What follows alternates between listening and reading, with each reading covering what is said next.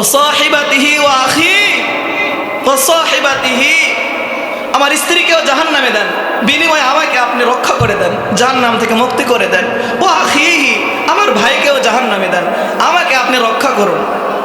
ও ফাসিলাতিল্লাতি তুবি, শুধু তাই নয়, আমাকে যারা দুনিয়াতে থাকতে খাইতে দিত, বাসস্থানের জায়গা দিয়েছিল, সহযোগিতা করেছে, তাদেরকেও আপনি জাহান্নামে দেন, বিনিময়ে আমাকে আল্লাহ আপনি জান্নাতে দেন। ওমান ফিল আরদি জামিআন সুম্মা ইনজি, আল্লাহ শুধু তাই নয়, গোটা জমিনবাসীকে আপনি জাহান্নামে দেন, বিনিময়ে আমাকে আপনি মাফ করে দেন। জাহান্নামে হলে এরকম অনুরোধ করবে আল্লাহ তাআলার কাছে, আল্লাহ কোরআনে কারিমে বলে দিয়েছেন। আর তারপরে কার আয়াতে বলেন কাল্লা, আল্লাহ বলবেন বান্দা কখনো না, ইন্নাহা লাযা, এটা একটা লেলিহান আগুন, কঠিন আগুন, অপরাধ করেছো তুমি, তোমাকেই আমি জ্বালাবো, অন্য কাউকে না।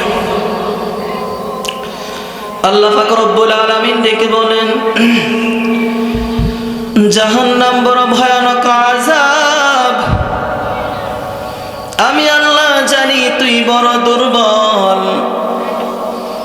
জাহান্নামের এক সেকেন্ডের আগুন তুই সহ্য করতে পারবি না। আমি আল্লাহ জাহান্নামের আগুনের তাপ বাড়াইয়া বাড়াইয়া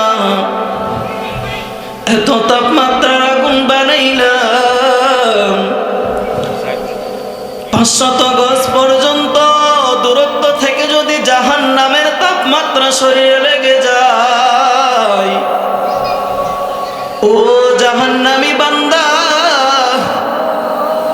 ওই 500 গজ দূরত্ব থেকে তাপমাত্রা লাগার সাথে সাথে চামড়াগুলো জাহান্নামীর খসে খসে পড়ে যাবে। আদম নবী যখন দুনিয়াতে আসলেন,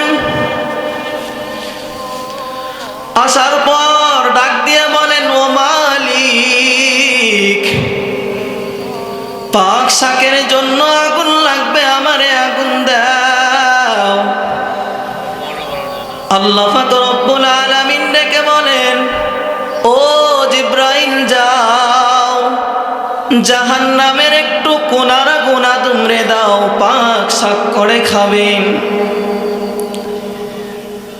হযরত জিবরাইল জাহান্নামের কোনার আগুনটা নিয়ে যখন দুনিয়াতে আসলেন, আদম নবীকে যখন জাহান্নামের কোনার আগুনটা দেয়, আগুনটা দিয়ে যখন চুলার উপরে যখন পাত্রটা উঠাইয়া দেয়,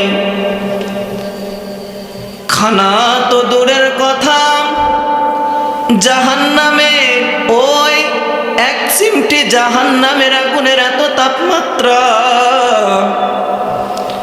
খানা দূরের কথা, পাত্রটা পর্যন্ত পুরে একবারে ভস্ম হয়ে যায়।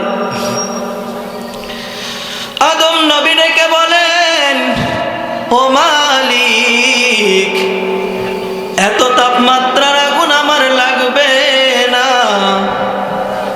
আল্লাহ ডেকে বলেন জিবরাইল যাও, ওই জাহান্নামের কোনার আগুনটা নিয়া সাগরের ভিতর 3টা চুবানি দাও, আদমের জ্বালানি দিয়ে দাও, বাকি আগুনগুলো তুমি পাথরের ভিতর ছেড়ে দাও।